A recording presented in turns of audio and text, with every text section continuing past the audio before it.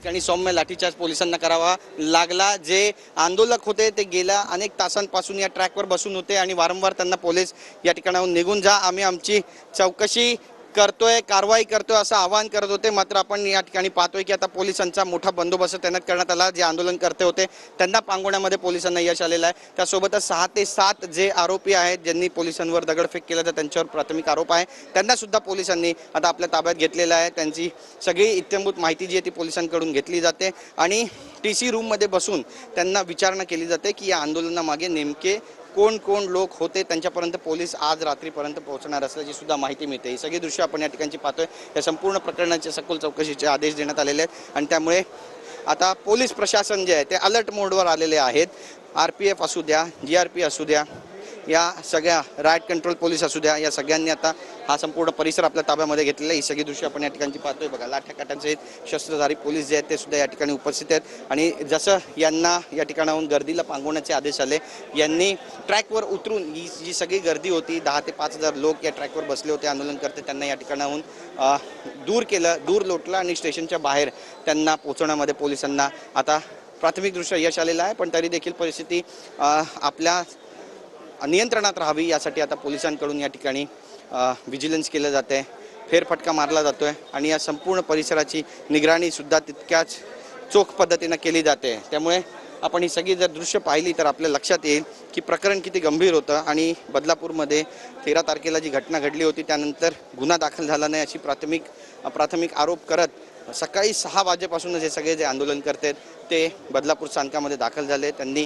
कायदा हाती घेतला आणि जो प्लॅटफॉर्म क्रमांक 3 आहे आणि 4 आहे त्यावर ते जाऊन बसले। मोठी संख्या असल्यानं मग या ठिकाणाहून जे धावणाऱ्या ट्रेन आहेत मुंबईच्या दिशेनं आणि मुंबईच्या दिशेनं कर्जतच्या दिशेनं, या सगळ्या ट्रेन बंद झाल्या आणि अंबरनाथपर्यंतच ही ट्रेन सुरू करण्यात आली आणि त्यापुढे ट्रेनच जाऊ शकत नाही अशा स्वरूपाची परिस्थिती। त्यामुळे अजूनपर्यंत तर एकही ट्रेन या ठिकाणाहून पास झालेली नाही आहे। त्यामुळे ट्रेन नेमकी कधी पास होणार आहे या भागातून हा आत्ताच्या घडीचा सगळ्यात मोठा प्रश्न आहे। आपण ही सगळी दृश्य पाहतोय। परिस्थिती नियंत्रणात राहावी यासाठी अधिक कुमक या ठिकाणी मागवण्यात आलेली आहे आणि संपूर्ण परिसरामध्ये पोलिसांचा मोठा बंदोबस्त जो आहे तो सुद्धा तैनात असल्याचं चित्र सध्या तरी पाहायला मिळतं। ही सगळी दृश्य आपण एका टोकापासून दुसऱ्या टोकापर्यंतची पाहतोय।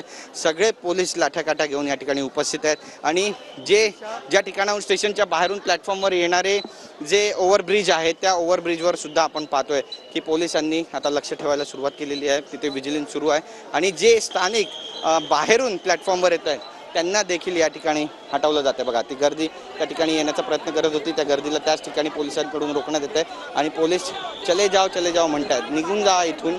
परिस्थिती नियंत्रणामध्ये आणण्याचे सगळे जे प्रयत्न आहेत ते पोलिसांकडून या ठिकाणी सध्या केले जात आहेत आणि एक जी माहिती रेल्वे पोलीस आयुक्तांकडून देण्यात आली रवींद्र शिसवे यांच्याकडून ती अशी आहे की आता एक रिपोर्ट जो आहे तो सेंट्रल रेल्वे बोर्डाकडे पाठवण्यात येईल आणि इथली बदलापूर स्थानकाची परिस्थिती पोलिसांच्या नियंत्रणामध्ये आहे अशा स्वरूपाचा एक अहवाल त्या ठिकाणी रिपोर्ट पाठवला जाईल आणि त्यानंतरच रेल्वे जी आहे ती सुरू केली जाणार आहे। बऱ्याचशा रेल्वे पुण्याच्या भागामध्ये अडकलेल्या आहेत, बऱ्याचशा रेल्वे पुण्याच्या पुढे पोहोचल्याची माहिती मिळते, कर्जतपर्यंत पोहोचल्याची माहिती मिळते आणि त्यामुळे या सगळ्या लांब पल्ल्याच्या ज्या गाड्या आहेत त्या मुंबईमध्ये आता दाखल कधीपर्यंत होणार आहे याची सगळे वाट पाहत आहे, कारण बराच वेळ झालेला आहे।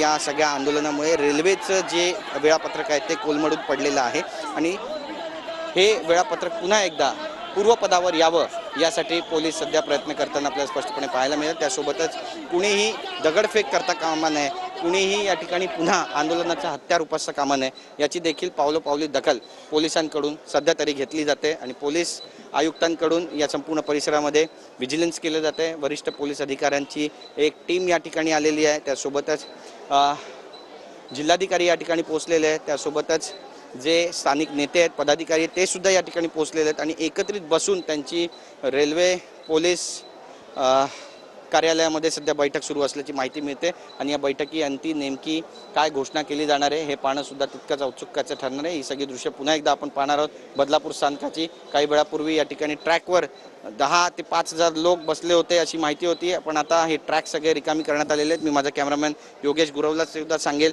की हे जे प्लॅटफॉर्म आहेत, प्लॅटफॉर्म क्रमांक 3 आणि प्लॅटफॉर्म क्रमांक 4 हे सगळे प्लॅटफॉर्म दाखवावे आणि यावर पडलेला चपलांचा जो खच आहे तो सुद्धा सांगण्यास पुरेसा आहे की ज्यावेळी लाठीचार्ज झाला, ज्यावेळी पोलिसांनी या आंदोलन करताना पांगवण्यासाठी पुढाकार घेतला त्यावेळेची नेमकी परिस्थिती काय झाली, अक्षरशः जीव मुठीत घेऊन हे सगळे आंदोलन करताना या ठिकाणाहून काढता पाय घ्यावा लागला आणि सगळ्या चपलांचा जो खच आहे तो सध्या रेल्वे ट्रॅकवर आणि रेल्वे प्लॅटफॉर्मवर पडल्याचं स्पष्ट चित्र सध्या आपल्याला पाहायला मिळते। एकंदरीतच आपण जर पाहिलं तर बऱ्याच मागण्या त्यांच्या होत्या की आरोपीला या ठिकाणी आणा, त्याला फाशी द्या। एक प्रतिकात्मक फाशीसुद्धा या ठिकाणी लावण्यात आली आणि पोलिसांना जाब विचारण्यात आला की इतकी दिरंगाई गुन्हा दाखल करण्यामध्ये तुम्ही का केली, कुणाच्या दबावाखाली तुम्ही काम करता, अशा स्वरूपाचे प्रश्नसुद्धा त्यांना विचारण्यात आले आणि पोलिसांनी देखील तितक्या शिताफीनं उत्तर देण्याचा आणि त्यांची समजूत काढण्याचा देखील प्रयत्न केला। मात्र कुठेही त्यांनी पिछेहाट केली नाही। आंदोलनकर्त्यांनी आंदोलनाचं हत्यार उपसलं होतं आणि त्यामुळे ते आपल्या भूमिकेवर ठाम होते। काही झालं तरी आम्ही ट्रॅक सोडणार नाही। पाऊस पडत होता तरी पावसात भिजत भिजत आंदोलनं केली जात होती, घोषणाबाजी केली जात होती, फाशी द्याच्या घोषणा देण्यात आल्या, इन्कलाब जिंदाबादच्या घोषणा देण्यात आल्या, त्यासोबतच मुर्दाबाद प्रशासन मुर्दाबादच्या देखील घोषणा या ठिकाणी दिल्यात। पोलिसांवर त्यांनी आगपाकड केली। मात्र त्यांना समजवण्याचा तितकाच शिताफीनं प्रयत्न जो आहे तो प्रशासनाने देखील केला, नेत्यांनी देखील केला आणि त्यासोबतच पोलिसांनी देखील केला। ही बघा, ही दृश्य या ठिकाणची बघा, ही लाईव्ह दृश्य आपण पाहतो। या ठिकाणी जे आरोपी आहे त्यांना आता पकडलं जात आहे, त्यांच्यावरती दगडफेक केल्याचा आरोप आहे आणि या सगळ्या आरोपींना पकडून पोलीस जे आहे ते आता घेऊन जाताना आपल्याला स्पष्टपणे पाहायला मिळतं। ही सगळी दृश्य आपण या ठिकाणी पाहतो। पिवळ्या रंगाचा टी शर्ट, ब्लॅक रंगाची पॅन्ट घातलेला जो आरोपी आहे त्याला पोलीस घेऊन जात आहेत आणि पोलिसांवर दगडफेक केल्याचा त्यासोबतच आंदोलन पेटवल्याचा जो आरोप आहे तो आरोप यांच्यावर आहे अशी माहिती पोलिसांकडून प्राथमिकदृष्ट्या मिळते। त्यामुळे पोलीस आता ॲक्शन मोडमध्ये आहेत।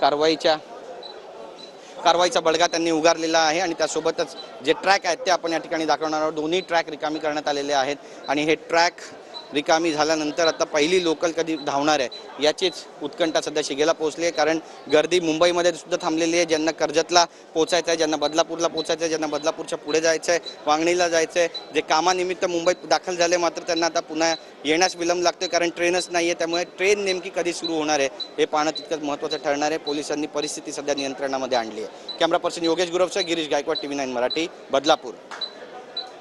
आपण पाहतो